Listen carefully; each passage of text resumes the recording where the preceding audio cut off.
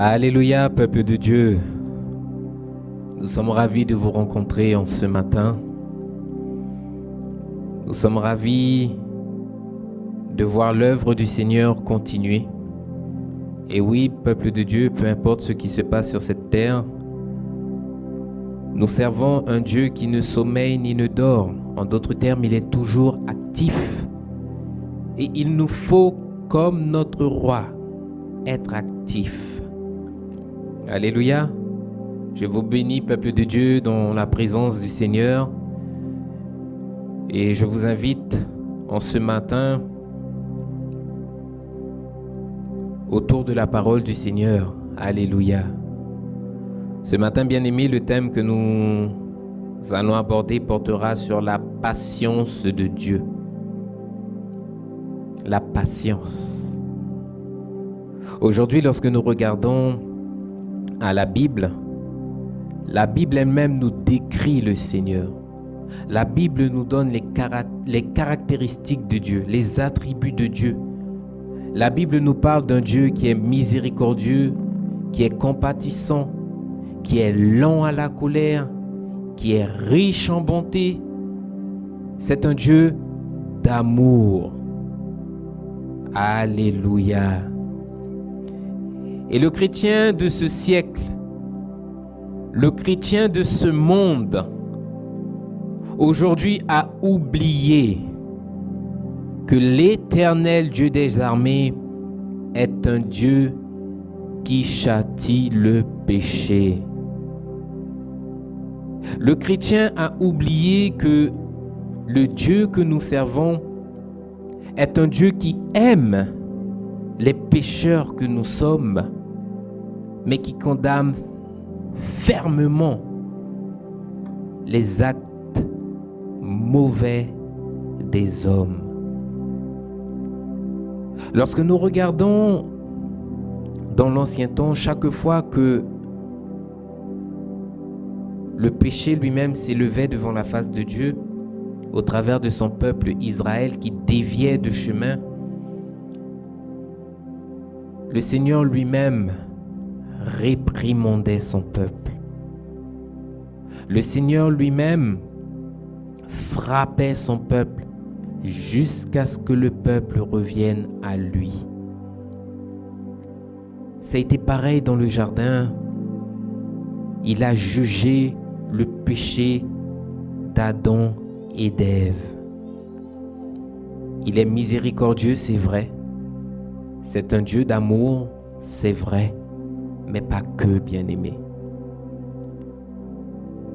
Je parlais avec du monde une fois. Et dans la discussion, on leur parlait de ce qu'on a appris au travers de la parole lorsqu'on la lit et au travers des enseignements qu'on a nous-mêmes reçus également. Et je disais aux personnes, vous savez, la Bible dit ça, la Bible dit ceci, la Bible dit cela. Mais la personne nous a fait comprendre de par son âge, écoutez, nous sommes nés avant vous. Vous êtes arrivés dans le milieu de l'Église il y a peu de temps. Et ce n'est pas des personnes comme nous que vous allez apprendre la Bible. On connaît la Bible. Et puis de toute façon, ce que vous nous dites là en ce moment, on n'a jamais entendu ça. Jamais. Et puis de toute façon, Dieu est amour. C'est dans là tout ce que la Bible nous enseigne, que Dieu est amour. Avons-nous oublié que Dieu, lorsqu'il nous parle sous plusieurs facettes. De la même manière que toi, en tant que père, tu es un Dieu d'amour pour tes enfants. Tu es un Dieu miséricordieux. Tu es un père, pardonnez-moi, miséricordieux pour tes enfants. Tu es un père qui a de la patience envers ses enfants. Alléluia. Mais tu es un Père également qui, lorsque le moment vient, lorsque les bêtises ne cessent de s'accumuler, alors que tu sais que tu as maintes et maintes reprises parlé, tu te lèves pour corriger. Et vous pensez que Dieu n'agit pas de la même façon? Soyons dans l'abondance du péché. Soyons dans la complaisance du péché. Le Seigneur ne regarde pas à bon. Aujourd'hui, dans le monde moderne que nous vivons, l'homme s'est attribué le droit de pécher constamment devant la face de l'Éternel. L'homme aujourd'hui utilise la grâce du Seigneur qui peut être assimilée à la patience de Dieu pour pouvoir pécher. Mais savons-nous, peuple de Dieu, ce qu'est réellement la grâce? Savons-nous quel message est-ce que la grâce nous délivre? J'invite le peuple en ce matin dans le livre de Tite.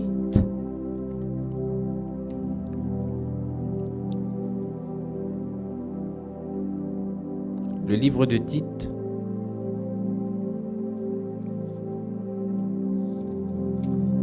Nous prenons la lecture à partir du chapitre 2 qui nous dit au verset 11. Nous allons voir ce que c'est que la grâce, bien-aimée.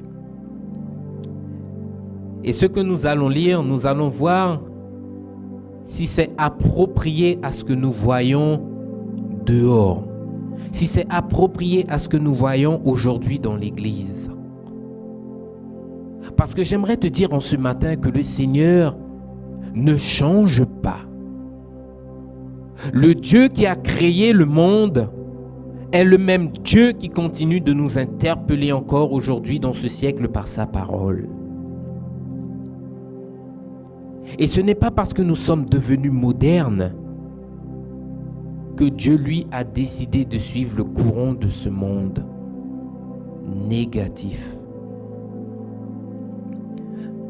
Tite, chapitre 2, nous prenons la lecture à partir du verset 11, qui nous dit: « Car la grâce de Dieu, source de salut pour tous les hommes, a été manifestée. Elle nous enseigne à renoncer à l'impiété et aux convoitises mondaines, et à vivre dans le siècle présent selon la sagesse, la justice et la piété, en attendant la bienheureuse espérance et la manifestation de la gloire de notre grand Dieu et Sauveur, Jésus-Christ. » Alléluia. Nous allons décortiquer ce passage que nous venons de voir du verset 11 au verset 13. Verset 11. « Car la grâce de Dieu, source de salut pour tous les hommes. » Nous comprenons ici dans ce passage que la grâce emmène le salut. Et j'aimerais te dire en ce matin que le salut n'est pas réservé uniquement aux pasteurs. Le salut n'est pas réservé exclusivement aux diacres. Le salut, la Bible nous dit, a été manifesté pour tous les hommes. En d'autres termes, l'humanité tout entière aujourd'hui peut être sauvée. Parce que la grâce de Dieu, source de salut, a été manifestée. Ceux qui sont dehors, les païens, les athées, la grâce a été manifestée pour eux également. De plus, lorsque nous regardons les personnes dans l'Église, bien-aimés, il ne faut pas s'abuser soi-même, il ne faut pas se tromper soi-même. Avant de venir à Christ, avant de donner notre vie à Christ, nous étions nous-mêmes des impies, nous étions nous-mêmes des athées. Lorsqu'on venait nous parler de Dieu, Nous étions des personnes récalcitrantes qui ne voulions pas à l'époque entendre parler de ces choses. Et aujourd'hui, par la grâce de Dieu, tu es là dans cette salle. Tu es là, tu nous regardes en ce matin sur Internet. Cette grâce-là, bien-aimée, elle est aussi bien pour toi que pour ceux qui sont dehors. La porte est ouverte. Et la Bible nous dit que nul ne se prive. Que nul ne se prive de la grâce de Dieu. En d'autres termes, le salut est accordé pour toute personne qui désire rechercher Dieu, pour toute personne qui désire être sauvée, bien-aimée. Verset 12. Elle nous enseigne à renoncer à l'impiété et aux convoitises de ce monde et à vivre dans le siècle présent selon la sagesse. Alors ici, nous voyons que la grâce vient avec un message. La grâce vient dans le but d'enseigner les hommes que nous sommes. La grâce vient t'enseigner comment est-ce que tu dois vivre ta vie pour que tu puisses plaire au Seigneur. La grâce vient pour te dire à un moment donné, stop.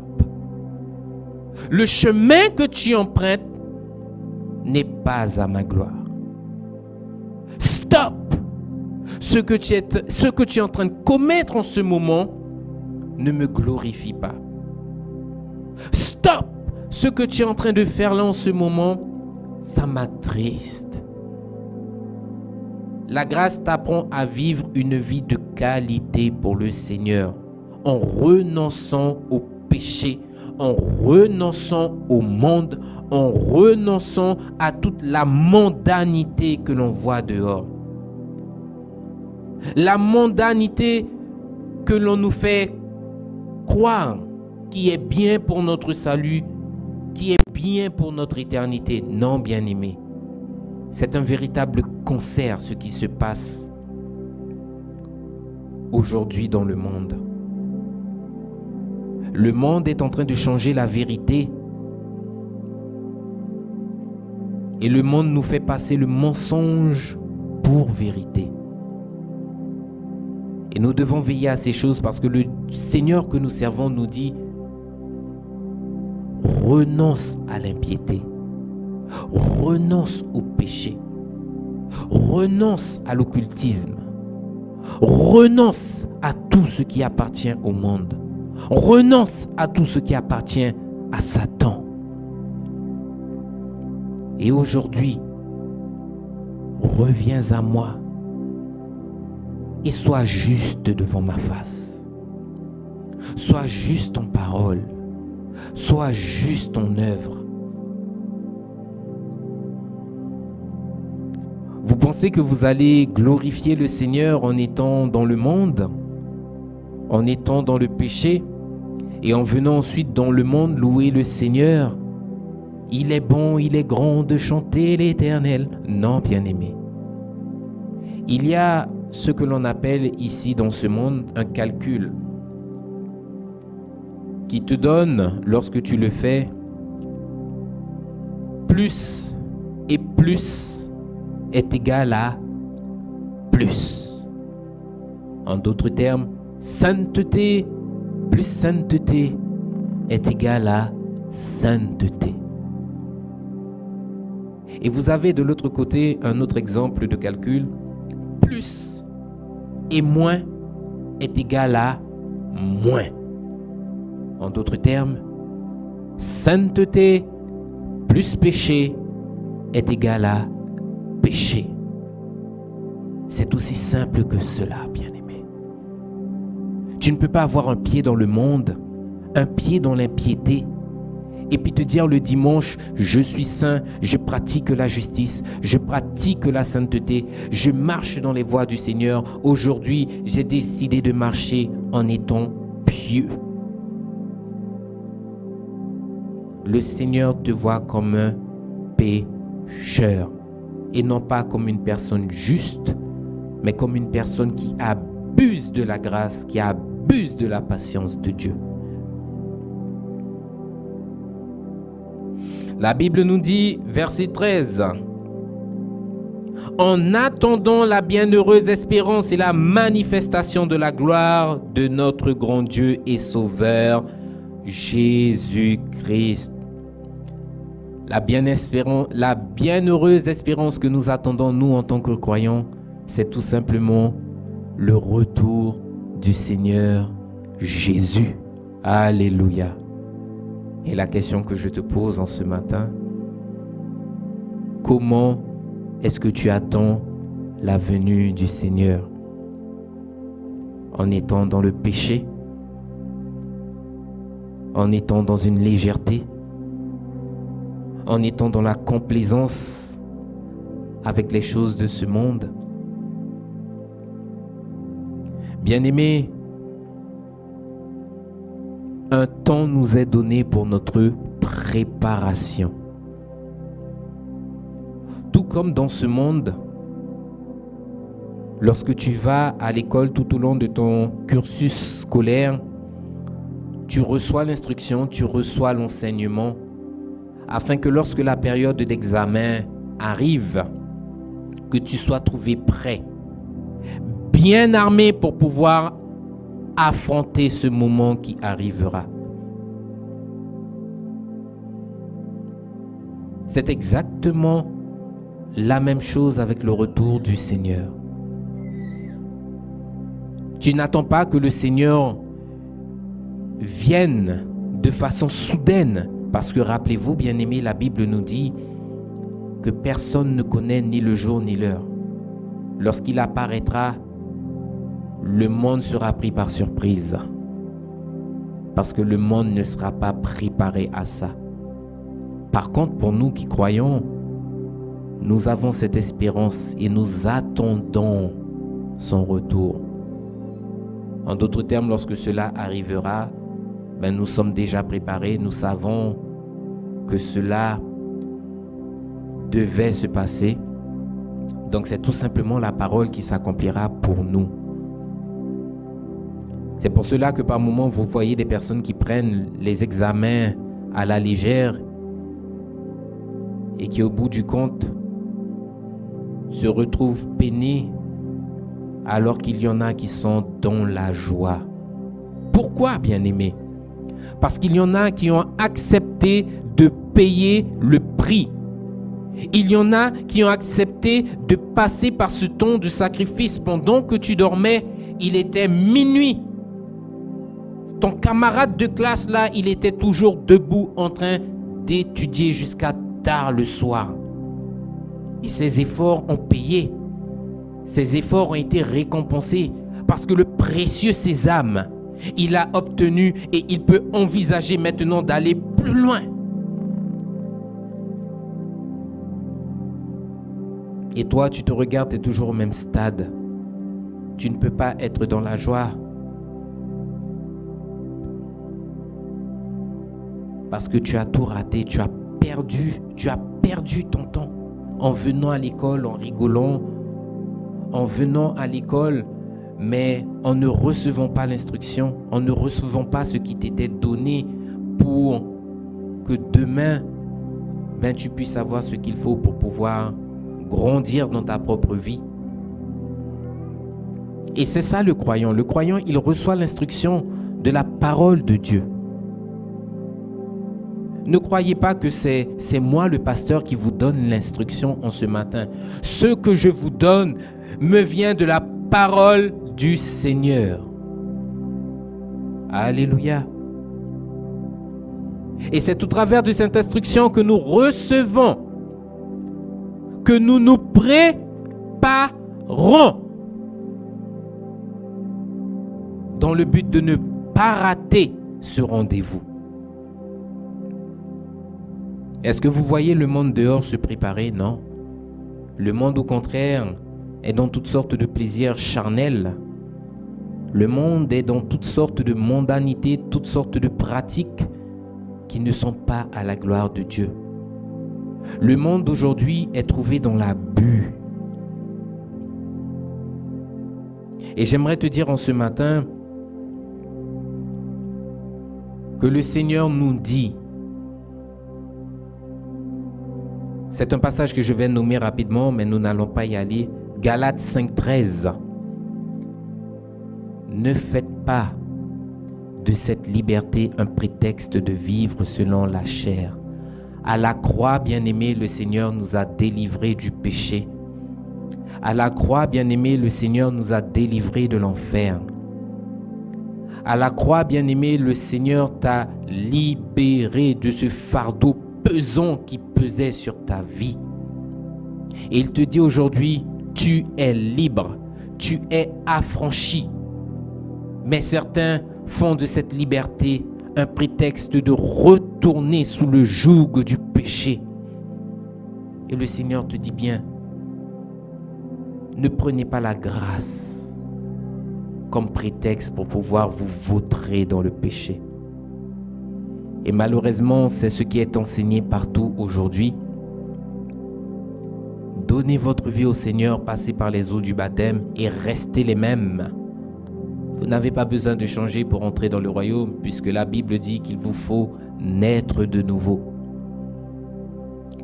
Bien-aimés, combien sont dans l'église? Combien sont ceux qui sont nés de nouveau et ont une vie spirituelle quasiment morte devant le Seigneur? Parce qu'ils ont été séduits, ils ont été trompés. Et eux-mêmes aujourd'hui, ils sont trouvés dans l'abus de la grâce, dans l'abus de la patience de Dieu. Il existe deux types de grâce. La grâce que le Seigneur Jésus-Christ a payée pour nous, bien-aimés, qui est salutaire pour toi et pour moi. Cette grâce te conduit directement au salut dans le royaume de Dieu.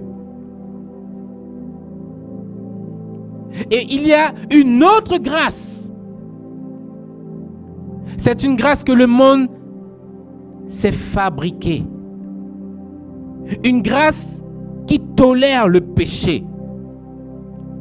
Une grâce qui ne réprimande pas le péché. Mais une grâce qui t'entraîne justement à vivre sans être inquiété de quoi que ce soit.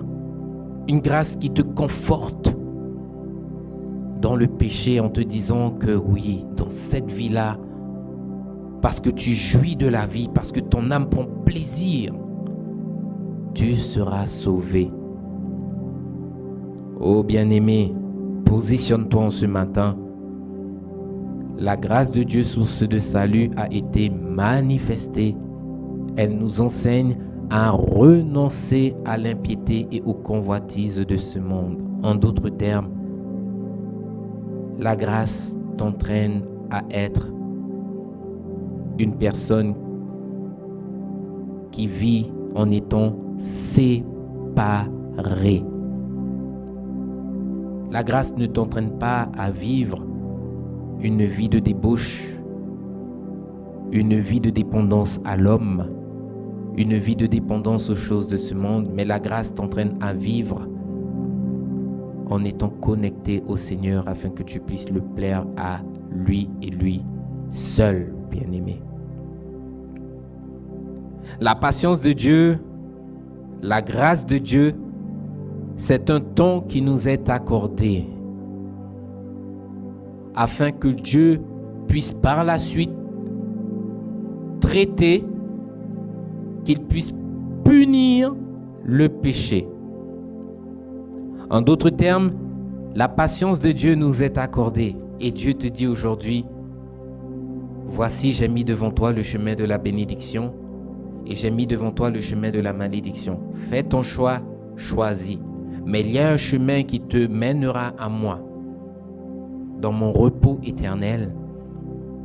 Et il y a un chemin qui t'entraînera dans un lieu de tourment pour l'éternité. Choisis. Mais à un moment donné, je jugerai. Et selon le chemin que tu auras choisi,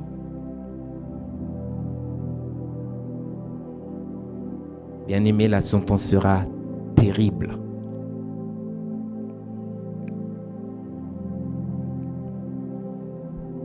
Alléluia. J'invite le peuple à se mettre debout afin que nous puissions remettre ce culte entre les mains du Seigneur. Alléluia. Éternel, tout-puissant Seigneur, nous te bénissons ce matin pour ta faveur et ta grâce. Nous te bénissons, Seigneur, pour ton amour et ta grâce qui est encore manifestée envers nous. Nous reconnaissons, Seigneur mon Dieu, que nous sommes des hommes et des femmes pleins de failles, pleins de faiblesses. Mais mon Dieu, aie miséricorde de nous qui sommes pécheurs. Nous nous repentons, Seigneur mon Dieu, pour tout le mal que nous faisons chaque jour et qui t'attriste et qui t'afflige. Aie pitié de nous, Seigneur. Aide-nous à te ressembler. Aide-nous à ne pas te faire défaut. Mais aide-nous chaque jour à reconsidérer nos voies afin que nous puissions revenir à toi dans ta sainte justice. Seigneur, tu nous parles en ce matin et tu nous démontres encore une fois, Seigneur mon Dieu, que notre raisonnement était totalement erroné. Aide-nous à ne pas être trouvés dans l'abus, mais bien au contraire, aide-nous à racheter le temps, parce que le temps est mauvais. Seigneur, je te remets ton peuple en ce matin. Puisses-tu prendre pitié de chacun d'entre nous. Tu connais les difficultés, tu connais les situations que chacune nous traversons, mais nous savons qu'il n'y a rien qui te soit impossible. Mais veuille seulement, Seigneur mon Dieu, nous trouver dans l'obéissance et dans la soumission. Que nous ne puissions pas te résister, Seigneur. Et que ta grâce puisse nous accompagner encore en ce matin. Amen. Alléluia. J'invite le peuple dans le livre de Genèse. Vous pouvez prendre place. Amen. Le livre de Genèse. Nous allons prendre Genèse au chapitre 7.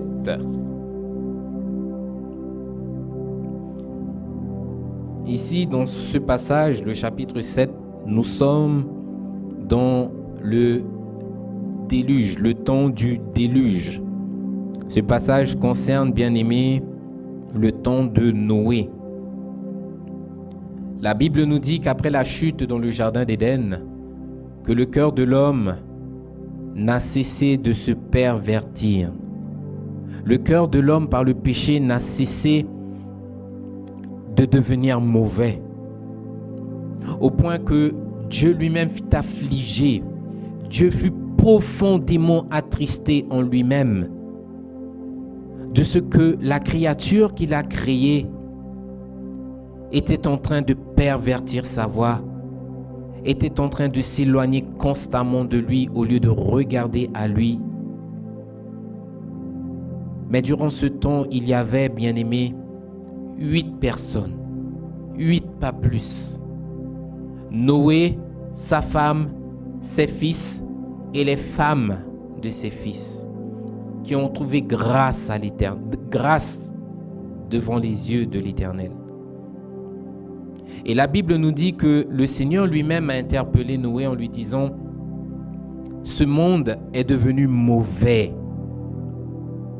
Ce monde ne cesse de penser à mal jour après jour. L'Éternel, la Bible nous dit, s'est repenti d'avoir créé des hommes tels que toi et moi, parce qu'il voyait que chaque jour nos cœurs se portaient chaque jour vers le péché, bien-aimé. Alléluia. Sors de cette condition ce matin. Jamais dans la Bible nous avons lu que le péché emmène dans le royaume. Mais le péché te condamne.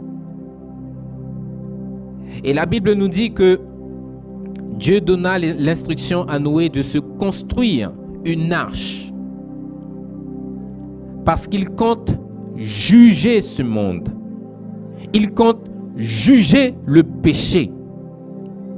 Alléluia. Et la Bible nous dit quoi? Que lorsque tout serait accompli, que Dieu ferait venir le déluge. Mais est-ce que tu sais, bien-aimé, que la construction de l'arche a pris 120 ans? Et pendant ces 120 ans, pendant que Noé et sa famille construisaient l'arche, c'est un temps de grâce qui était donné à ce monde. C'était la patience de Dieu qui était manifestée envers ce monde afin que le monde puisse revenir de ses mauvaises voies. Noé lui-même, la Bible l'identifie comme étant un prédicateur de la justice. En d'autres termes, Noé, pendant qu'il construisait l'arche, prévenait le monde. Repentez-vous et détournez-vous de vos mauvaises voies. Car le Seigneur a prévu de juger ce monde. Le Seigneur a prévu de mettre fin à vos actions.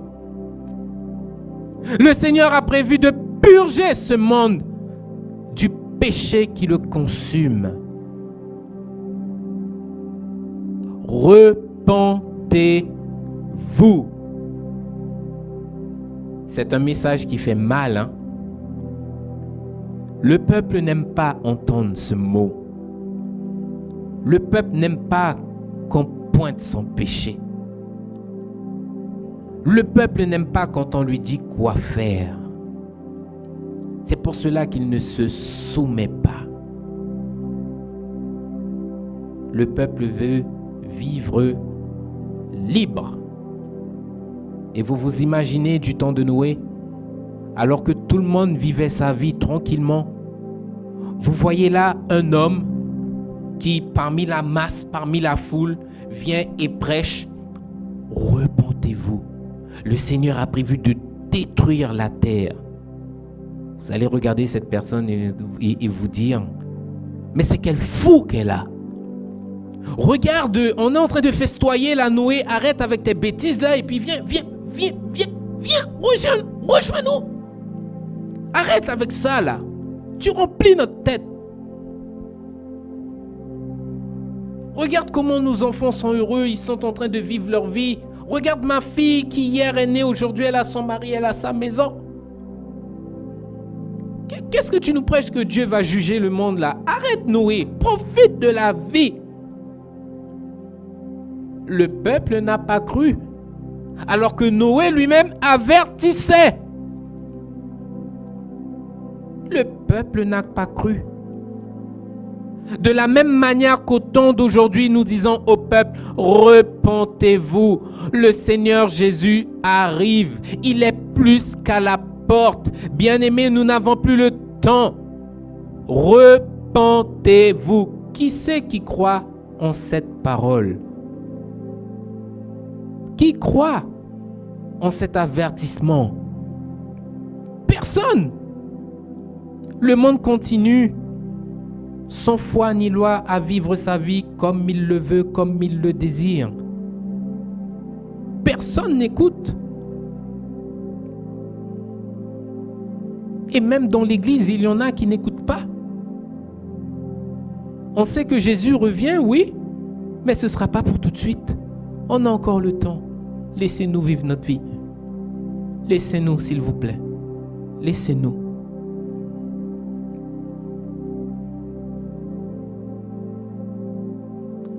Genèse 7.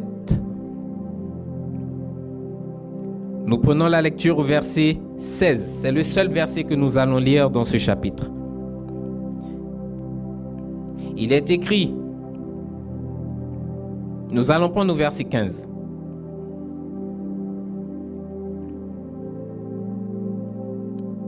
Non, plutôt nous allons prendre au verset 12 pour que vous puissiez bien situer le contexte, bien-aimé. Noé a construit l'arche et une fois que l'arche, la construction de l'arche a été terminée, c'est lorsque l'Éternel lui-même l'a décidé que Noé est rentré dans l'arche. Noé n'est pas rentré dans l'arche de lui-même. Alléluia. Nous prenons la lecture au verset 12. La Bible nous dit: la pluie tomba sur la terre 40 jours et 40 nuits. Et ce même jour, Noé entra dans l'arche avec Sem, Cham, Japheth, les fils de Noé, la femme de Noé et les 3 femmes de ses 3 fils. Eux et tous les animaux selon leur espèce, tout le bétail selon son espèce et tous les reptiles qui rampent sur la terre selon leur espèce et tous les oiseaux selon leur espèce et tous les selon leur espèce et les petits oiseaux, tout ce qui a des ailes. Ils entrèrent dans l'arche auprès de Noé 2 à 2, de toute chair ayant souffle de vie. Verset 16. Il entra mâle et femelle de toute chair, comme Dieu l'avait ordonné à Noé. Puis l'Éternel ferma la porte sur lui. Aïe, aïe, aïe. J'aimerais te dire quelque chose ce matin. Lorsque la pluie a commencé à tomber, la pluie signifiait la fin de la grâce, la fin de la patience de Dieu. Alléluia. Et lorsque la grâce est terminée, la grâce elle-même laisse place à autre chose. Le jugement. En d'autres termes, il n'y a plus d'émotion, il n'y a plus de sentiment, il n'y a plus de repentance, il n'y a plus ces choses. Parce que la patience de Dieu est arrivée à sa fin. Et que l'annonce a été faite, préparez-vous parce que Dieu jugera le monde. Et parce que nous n'avons pas écouté, la chose est arrivée sur nous brusquement, soudainement, et nous n'étions pas préparés.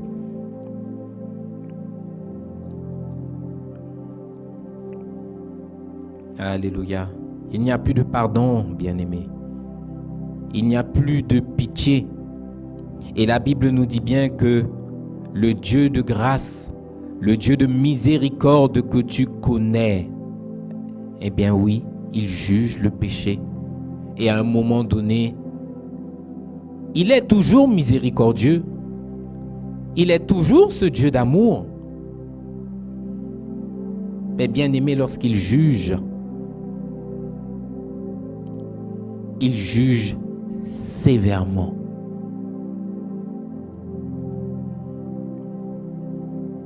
Si tu refuses aujourd'hui de prendre la grâce, si tu refuses de prendre le salut qui t'est donné, bien-aimé, j'aimerais te dire qu'un jour viendra où tu rechercheras absolument à retrouver cette faveur, mais il sera trop tard.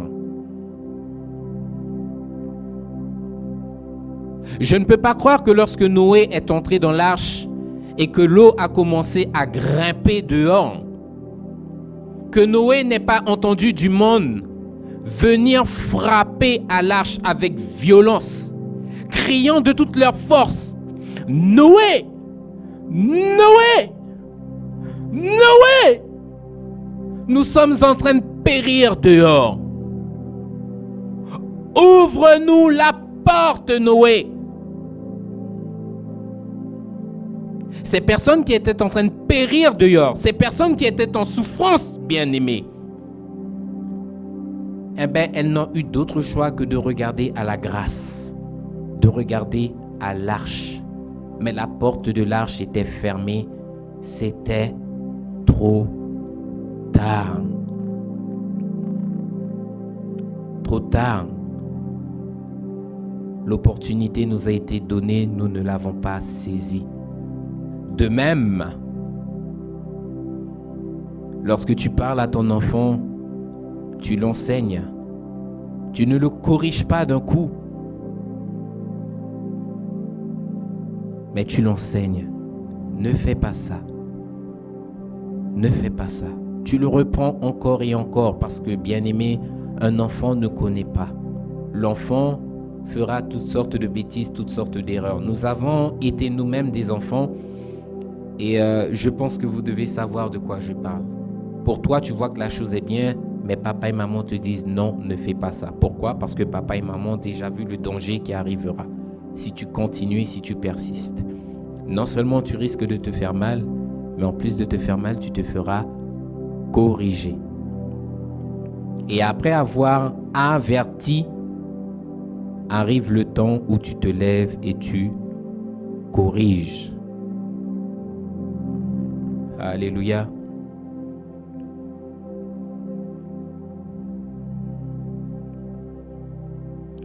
L'annonce est là, comme du temps de Noé. Repentez-vous. La grâce qui a été manifestée à l'humanité, peuple de Dieu,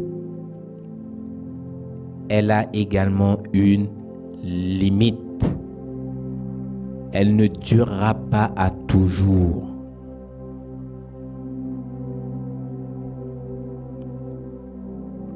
Lorsque vous voyez ce qui se passe dans le monde, vous comprenez bien. Les scientifiques de ce monde vous disent que nous avons épuisé toutes les richesses de cette terre. Que ce monde arrive à sa fin. De la même manière que tu n'es pas éternel, parce que tout homme est voué à la mort, ce monde lui-même est voué à disparaître. Mais le sais-tu, bien-aimé, qu'il y a là-haut une demeure éternelle qui t'attend? Prépare-toi pour pouvoir rentrer dans cette éternité. J'invite le peuple dans le livre de Jonas.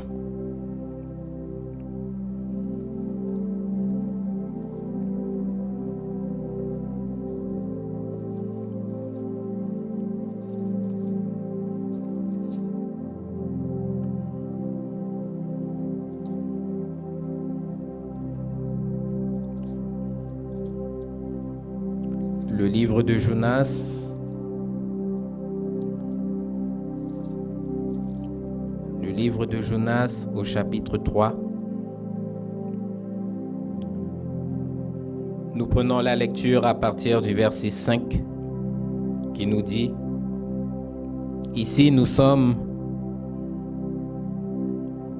au temps de Jonas, prophète de l'Éternel, qui fut envoyé à la grande ville du nom de Ninive pour leur annoncer un message critique. Verset 5, il est écrit: Les gens de Ninive crurent à Dieu. Ils publièrent un jeûne et se revêtirent de sacs, depuis les plus grands jusqu'aux plus petits. La chose parvint au roi de Ninive. Il se leva de son trône, ôta son manteau, se couvrit d'un sac et s'assit sur la cendre. Et il fit faire dans Ninive cette publication par ordre du roi et de ses grands, que les hommes et les bêtes, les bœufs et les brebis ne goûtent de rien et ne pèsent point et ne boivent point d'eau. Verset 8. Que les hommes et les bêtes soient couverts de sacs, qu'ils crient à Dieu avec force et qu'ils reviennent de toutes leurs mauvaises voies, des actes de violence dont leurs mains sont coupables. Verset 9.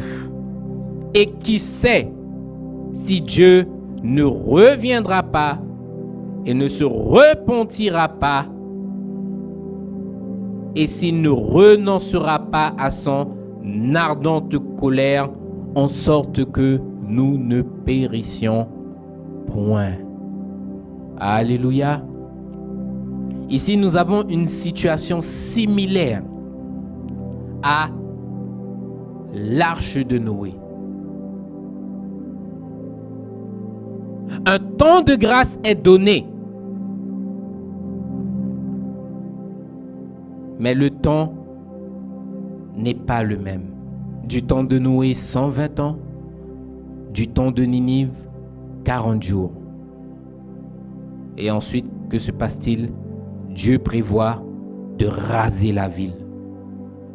Vous savez que Dieu est capable de raser une nation tout entière. Il nous l'a démontré avec Sodome et Gomorrhe.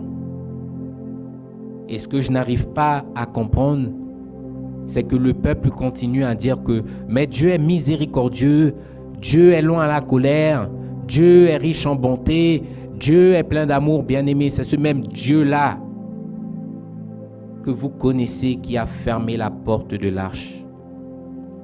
C'est ce même Dieu-là qui a fermé cette porte, bien-aimé. Et j'aimerais te dire que du temps de Noé, personne n'avait la capacité, et même au temps d'aujourd'hui, d'ouvrir une porte que le Seigneur lui-même a fermée ou a ouverte. La Bible nous dit qu'il est celui, lorsqu'il ferme une porte, personne ne pourra l'ouvrir. Et lorsqu'il ouvre une porte, personne ne pourra la fermer. En d'autres termes, lorsqu'ils sont rentrés dans l'arche, c'était scellé, c'était fini. Tout ce qui devait prendre place, c'était le jugement. Et ici, nous voyons dans Jonas 3, la même situation, une sommation. Repentez-vous.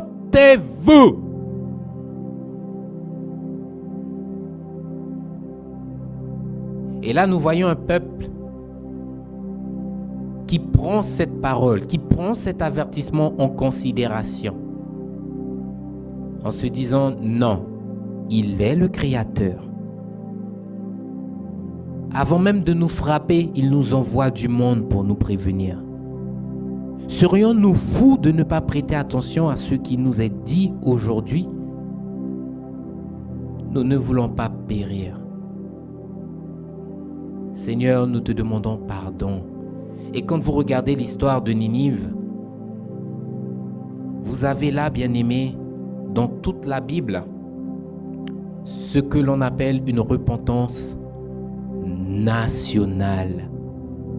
Le peuple tout entier, les petits et les grands, c'est parti de la tête du pays. La tête du pays, le roi du pays lui-même a rédigé des décrets et des ordonnances que les hommes, les grands et les petits ne boivent point, mais qu'ils se revêtent de sacs et qu'ils s'humilient, qu'ils crient à Dieu et qu'ils reviennent de leur mauvaise voie. Alléluia. Le peuple tout entier s'est humilié devant Dieu. Le peuple a fléchi les genoux devant Dieu. Le peuple n'est pas resté dans une prétention, dans une arrogance, se disant « Hé, tu es qui toi? Tu annonces quoi ici? Regarde bien le statut de notre ville. Tu es ici dans Ninive, la grande ville. » Ninive de ce temps-là, bien aimé, c'était une ville prospère. Mais le monde n'a pas regardé à ça. Ils se sont dit non. Là, nous avons affaire directement avec Dieu. La chose nous dépasse. Nous ne pouvons pas lutter. Nous ne pouvons pas, nous ne sommes pas de taille. Ils sont rentrés en repentance. Et fait merveilleux, nous voyons que le délai est arrivé à son terme et que la ville est restée debout, que les hommes et les femmes n'ont pas été touchés. Pourquoi? Que s'est-il passé? La repentance que nous vous prêchons, la repentance que nous vous annonçons, lorsqu'elle est faite de façon sincère, elle a un impact, bien-aimé. Elle a un impact de toucher le cœur de Dieu, de façon à ce que Dieu revienne lui-même de sa colère, de façon à ce que Dieu lui-même revienne du mal qu'il avait prévu de nous faire. La Bible dit bien même que l'Éternel lui-même s'est repenti. L'Éternel est capable de se repentir lorsqu'il voit un cœur s'humilier devant sa face, lorsqu'il voit un cœur crier, pleurer, se déchirer devant sa face, lorsqu'il voit un cœur qui a pris conscience de toutes ses mauvaises actions et demande pardon. Oui Seigneur, je suis coupable. Oui Seigneur, nous sommes coupables, mais nous te demandons pardon.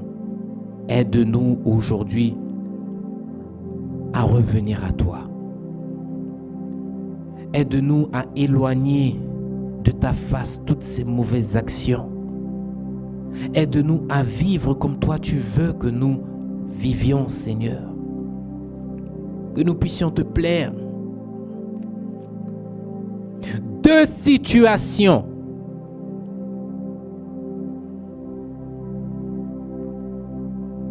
deux fins différentes. Une fut frappée et l'autre fut épargnée.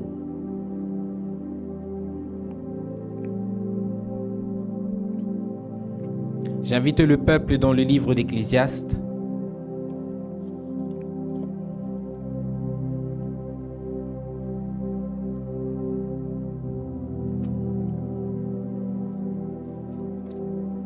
Ecclésiaste au chapitre 8. Nous allons prendre la lecture au verset Ecclésiaste 8. La lecture à partir du verset 11. Alléluia.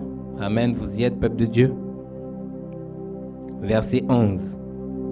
Il est écrit: parce qu'une sentence contre les mauvaises actions ne s'exécute pas promptement, le cœur des fils de l'homme se remplit en eux du désir de faire le mal.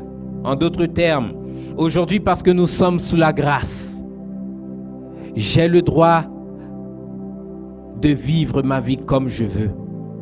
J'ai le droit de commettre le mal que je veux. Et puis de toute façon, Dieu n'est-il pas amour? Le Seigneur ne voit pas. Sa demeure est trop éloignée. Sa main ne peut pas m'atteindre là où je suis. Mais de toute façon, Dieu sait que nous sommes poussière. Dieu sait que nous sommes des hommes et des femmes pleins de failles. Et parce qu'il est amour, parce qu'il est miséricordieux, il me pardonnera. L'homme s'imagine aujourd'hui que parce qu'il n'est pas frappé en vivant sa vie dans le péché, ça lui donne le droit de continuer à persévérer dans cette condition sans jamais se remettre en question. Non, peuple de Dieu. Que nous dit la Bible?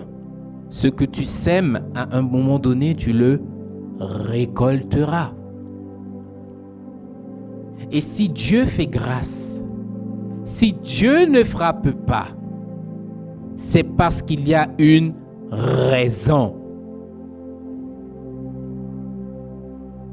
La Bible nous dit que la correction ne vient pas promptement. C'est pas tu fais une bêtise et je te claque tout de suite. Même toi, tu n'agis pas comme ça avec tes enfants. Le Seigneur est prévoyant, il est prévenant. Attention. Attention.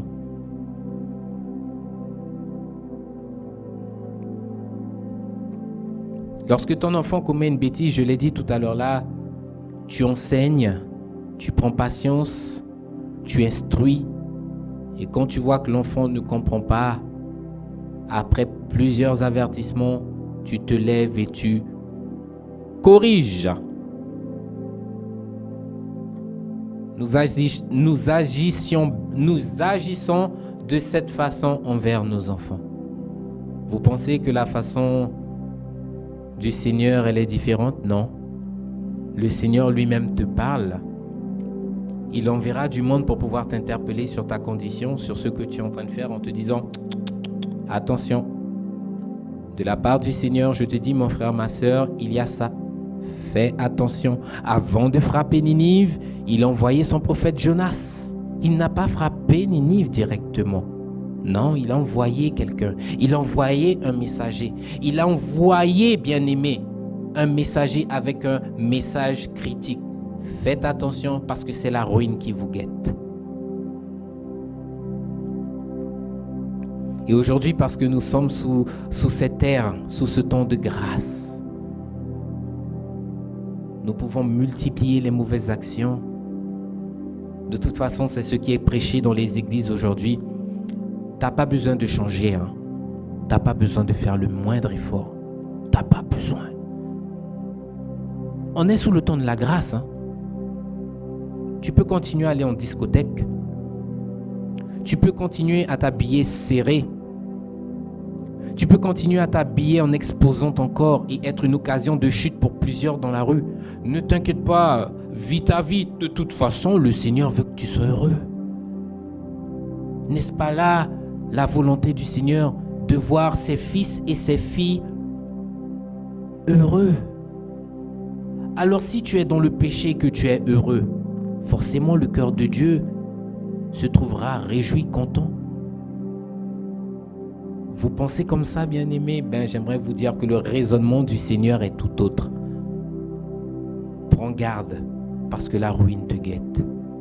Prends garde et repens-toi, parce que ma patience a des limites. Ma grâce a une limite. Ma grâce arrive à sa fin. Pourquoi le Seigneur prend tant de patience envers nous qui sommes pécheurs? Pourquoi? Pourquoi? Lorsqu'on parle aux gens aujourd'hui de repentance, ils ne veulent pas comprendre.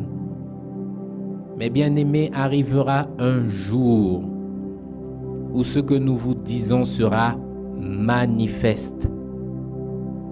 Et il sera malheureusement trop tard.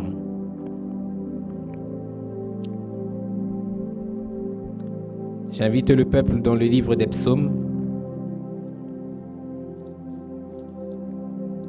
Nous allons prendre le livre des psaumes, le psaume au chapitre 10.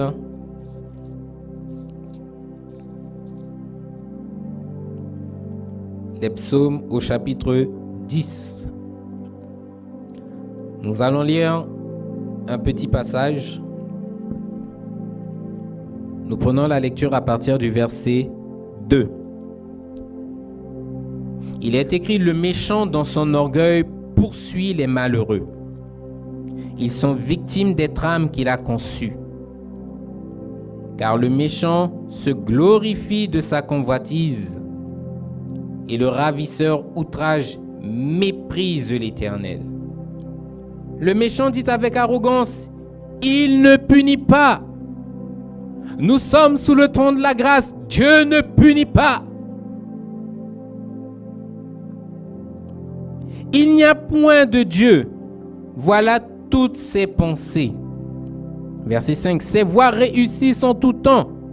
Tes jugements sont trop élevés pour l'atteindre. Il souffle contre tous ses adversaires et il dit en son cœur: j'ai de l'assurance, je ne chancelle pas. Je suis pour toujours à l'abri du malheur. Sa bouche est pleine de malédictions, de tromperies et de fraudes. Il y a sous sa langue de la malice et de l'iniquité. Il se tient en embuscade près des villages. Il assassine l'innocent dans des lieux écartés. Ses yeux épient le malheureux. Il est aux aguets dans sa retraite, comme un lion dans sa tanière. Il est aux aguets pour surprendre le malheureux. Il le surprend et l'attire dans son filet.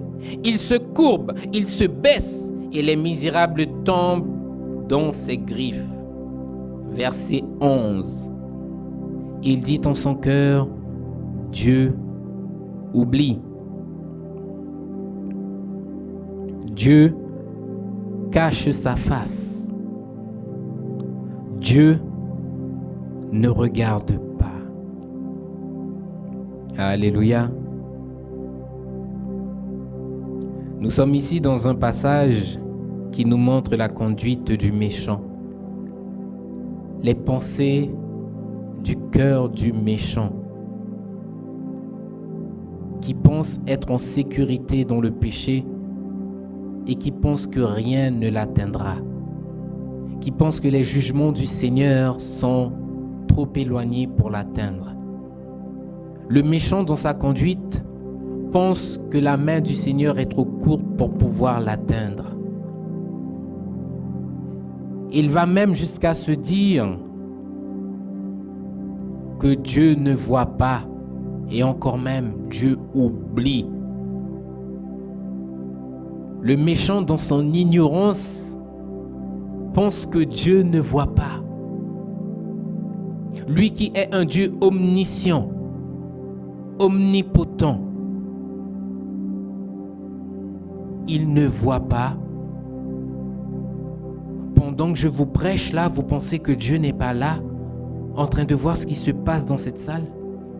Vous pensez que le Seigneur ne connaît pas vos pensées? Vous pensez que le Seigneur ne voit pas vos cœurs en ce moment?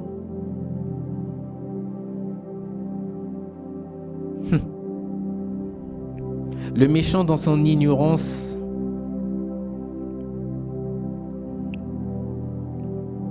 ne sait pas qui est Dieu. Alors que la Bible nous dit, lorsque nous lisons le verset 11 de ce passage, qui nous dit, il dit en son cœur, Dieu oublie, Dieu cache sa face, Dieu ne regarde jamais. J'invite le peuple dans le livre de Romains rapidement, afin que nous puissions voir un passage. Romains 14, au verset 12.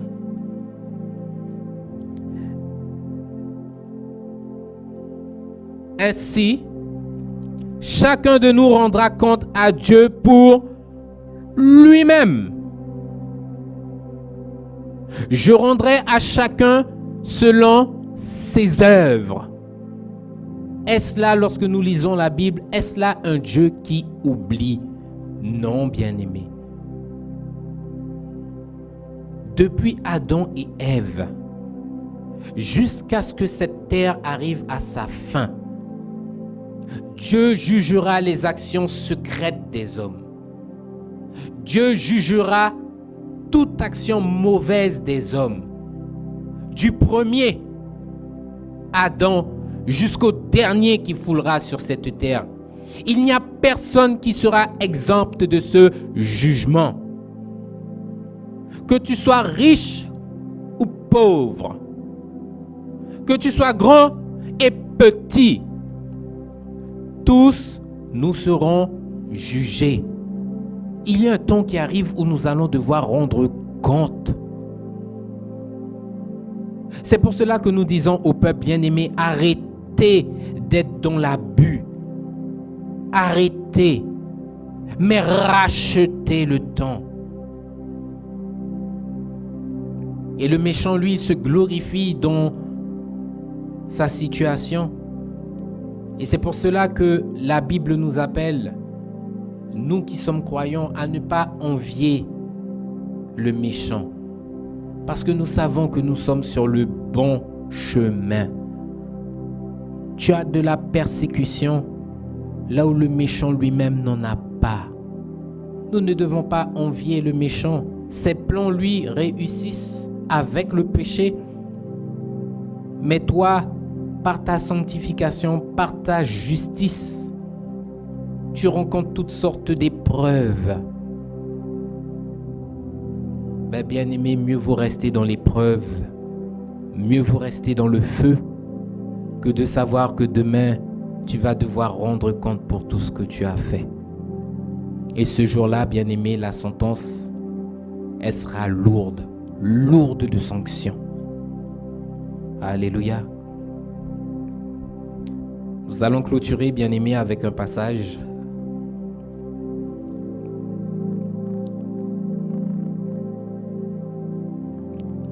Ce passage, bien-aimé, se trouve dans le livre de 2 Thessaloniciens.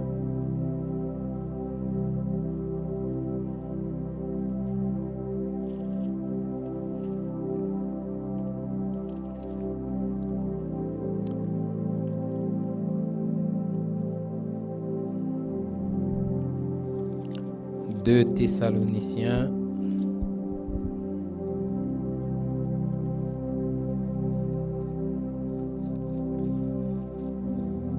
Alléluia.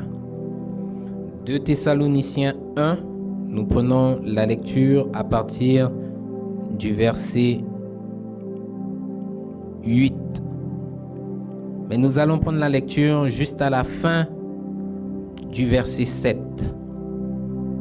Il est écrit: lorsque le Seigneur Jésus apparaîtra du ciel avec les anges de sa puissance, au milieu d'une flamme de feu pour punir ceux qui ne connaissent pas Dieu et ceux qui n'obéissent pas à l'évangile de notre Seigneur. Alléluia. Ici, bien-aimés, vous voyez un aspect du jugement. Un aspect du jugement qui attend tous ceux et celles qui seront trouvés dans l'abus de la patience, dans l'abus de la grâce. Tous ceux et celles, bien-aimés, qui s'emploieront constamment à faire le mal. Et la Bible nous dit bien, dans ce passage, qu'il y a 2 choses. Le Seigneur viendra punir ceux qui ne connaissent pas Dieu. Je me pose la question en tant que pasteur, comment se fait-il qu'en 2021, le monde d'aujourd'hui ne connaît pas Dieu? Seigneur, comment c'est possible ça? Comment c'est possible?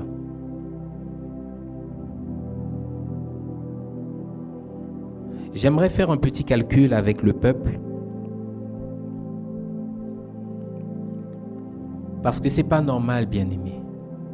Aujourd'hui, en 2021, il y en a dehors dans le monde qui ne connaissent pas Dieu. Mais il y en a également dans l'Église qui ne connaissent pas Dieu. Et c'est pas normal. Le Seigneur ne cesse de vouloir se révéler aux hommes. Au travers de toute sa parole, c'est ce que nous voyons. Et pourtant, l'homme ne connaît toujours pas Dieu. Pour punir ceux qui ne connaissent pas Dieu, nous allons voir cela rapidement. Aujourd'hui, bien-aimés,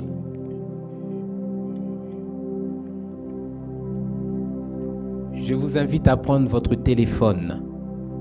Si vous avez une calculatrice à proximité, prenez une calculatrice. Nous allons faire un petit calcul rapide. Je le fais moi-même en direct avec vous. Donc, une année est égale à combien de jours? Alléluia. Je n'entends personne. Je vais reposer la question. Une année est égale à combien de jours? Alléluia. Merci ma sœur. 365 jours. Alléluia. Aujourd'hui, je veux que tu fasses ce calcul avec moi. Tu as quel âge?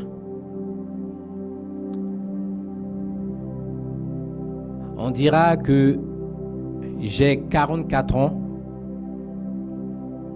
Et tu fais ces 44 ans multipliés Donc, en d'autres termes, pour vous, bien-aimés, vous faites votre âge, l'âge que vous avez aujourd'hui, multiplié par 365 jours.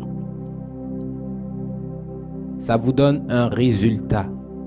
En d'autres termes, pour une personne de 44 ans, cette personne a exactement 16 060 jours de vie sur cette terre. C'est un résultat approximatif parce qu'il se peut qu'il y ait des semaines ou des mois en plus. Pour avoir le chiffre exact, vous rajoutez les jours en plus et vous aurez le chiffre exact.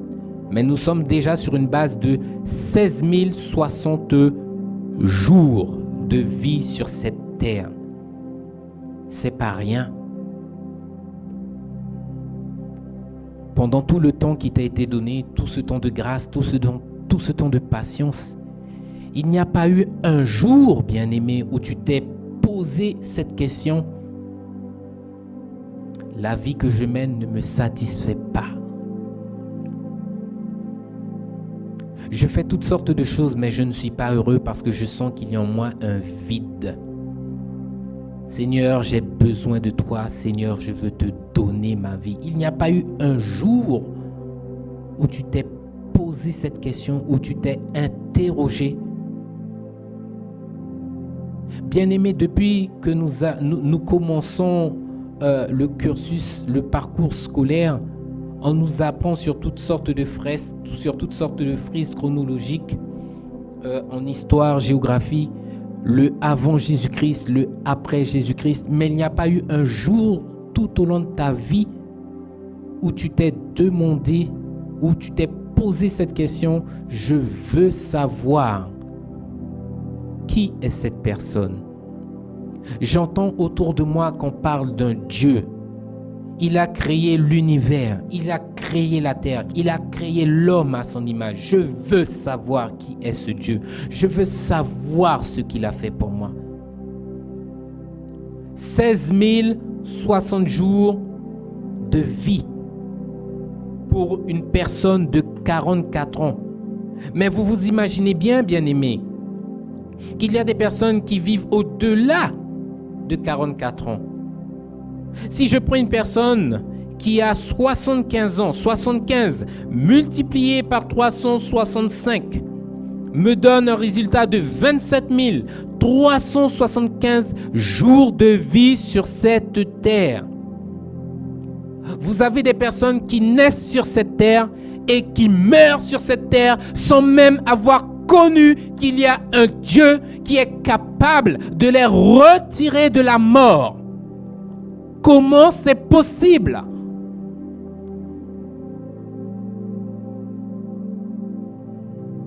Bien-aimé, il est temps que tu reviennes au Seigneur. Nous allons continuer ce message le week-end prochain, par la grâce de Dieu. Mais j'aimerais te dire que le temps est court. La grâce et la patience s'épuisent. Et arrivera un temps où nous n'aurons plus l'opportunité de dire au Seigneur, Seigneur, je veux revenir à toi. Seigneur, apprends-moi à vivre une vie conforme à ta volonté. Seigneur, aide-moi parce que je n'y arrive pas.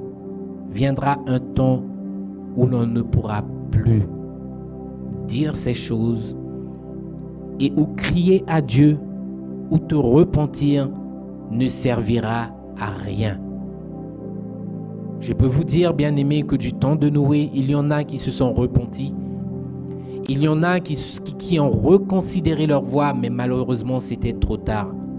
Pourquoi? Parce qu'à partir du moment que le jugement du Seigneur prend place, ce jugement-là, lorsqu'il est mis en marche, il n'y a plus rien pour pouvoir l'arrêter. Il s'exécutera selon ce que Dieu a prévu et planifié. Alléluia. Gloire à l'Éternel. Je vous invite, peuple bien-aimé, à vous mettre debout. Nous allons clôturer sur ce passage. La Bible nous dit que dans le deuxième aspect de ce jugement, pardonnez-moi, le Seigneur viendra également punir ceux qui n'obéissent pas à l'Évangile. Le premier aspect, c'est punir ceux qui ne connaissent pas Dieu, ceux qui ne se sont pas souciés de connaître Dieu durant leur vie. Mais le deuxième aspect du jugement, c'est punir ceux qui n'obéissent pas à l'Évangile. En d'autres termes, il y a des personnes qui un jour ont donné leur vie au Seigneur et on ne sait pour quel motif. Elles ont décidé d'axer leur vie de nouveau sur les choses de ce monde, se disant que la parole du Seigneur ne s'applique pas pour eux dans tel ou tel cas. Je connais des personnes avec qui j'ai déjà parlé, eu des discussions sur le Seigneur. Et ces personnes-là, bien aimés, c'est triste lorsque vous les voyez dans leur bêtise, dans leur folie, vous dire « Je connais la parole de Dieu, mais je suis convaincu en mon âme et conscience que le Seigneur ne nous demande pas d'appliquer tout ce qu'il nous demande dans sa parole. Je suis convaincu de ça. » Ah bon? Donc ça veut dire que tu peux être dans l'église et être léger devant le Seigneur. Tu peux être dans l'église et être dans la complaisance du Seigneur. Tu peux être dans l'église et être dans la complaisance du péché. Tu peux être dans l'église louant le Seigneur en ayant ton péché que tu chéris encore et encore dans ton cœur. Bien-aimé, j'aimerais te dire quelque chose ce soir. C'est pas compatible. C'est soit tu es lumière, soit tu es ténèbres. Soit tu sers Dieu, soit tu sers le monde. Soit tu sers Dieu, soit tu sers le diable. Servir le monde, c'est servir le diable. C'est la même chose. Où est-ce que tu te positionnes ce matin? Parce qu'il y a quelque chose que je ne comprends pas. Si vous sortez dehors et que vous parlez aux personnes dehors, vous savez qu'il y a un Dieu qui existe, un Dieu qui a tout payé pour vous. Les personnes vous diront oui. Vous savez que l'enfer existe? Oui. Vous savez que le paradis existe? Oui. Je vous pose la question, monsieur, madame. Où est-ce que vous voulez passer votre éternité? Bien évidemment, tout le monde choisira le paradis. Tout le monde choisira le Seigneur. Et pourtant, lorsque l'on regarde à la vie de ces personnes qui disent aimer le Seigneur, par leurs actions démentent toute autre chose. Et là où elles disent qu'elles ne veulent pas aller, c'est exactement là que leurs actions les conduisent tout droit dans la fournaise ardente de feu. Bien-aimés, nous ne devons pas aimer juste en parole. Aimer le Seigneur, c'est une démonstration quotidienne. Chaque jour, tu dois démontrer au Seigneur, tu dois déclarer au Seigneur ta flamme. Et ne pas être trouvé dans l'église parmi ceux et celles qui disent « J'aime le Seigneur », mais qui jamais ne comprennent que tu dois mettre la parole en pratique.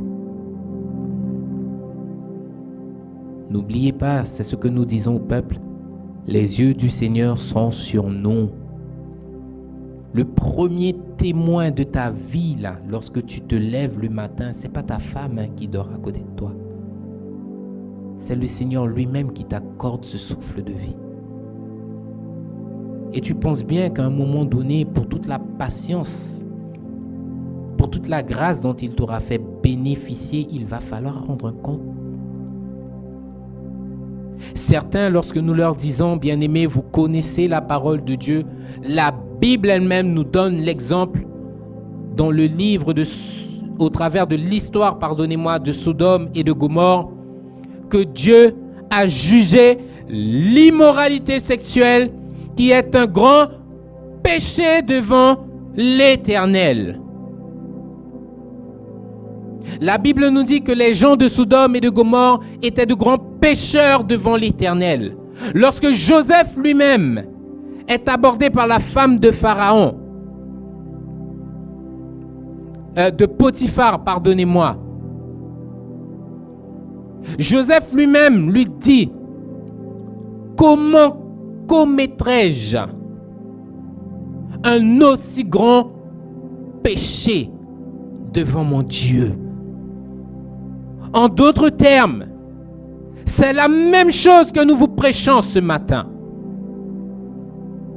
Le concubinage, la fornication, l'adultère, tout ce qui est lié à l'immoralité sexuelle n'est pas à la gloire de Dieu. Je vis dans le concubinage dans le but de me mettre en règle dans les années à venir. Si Dieu revient maintenant, tu es trouvé dans cette situation de péché, d'infidélité devant sa face. Et le Seigneur ne se souciera pas du fait que demain, plus tard des années, tu as prévu d'épouser cette femme. À l'heure actuelle, tu es trouvé dans le péché. Il y en a dans l'église qui entendent cette parole et qui, malgré cela, sortent de ce lieu, oubliant ce qu'ils viennent d'entendre. Est-ce que tu connais réellement le Seigneur, toi qui es dans ce lieu, toi qui m'écoutes? Toi qui m'écoutes sur Internet, est-ce que tu connais réellement le Seigneur? Connaître le Seigneur, c'est tout simplement mettre sa parole en pratique. Alléluia. Je vous invite à vous lever, peuple de Dieu. Béni soit l'Éternel.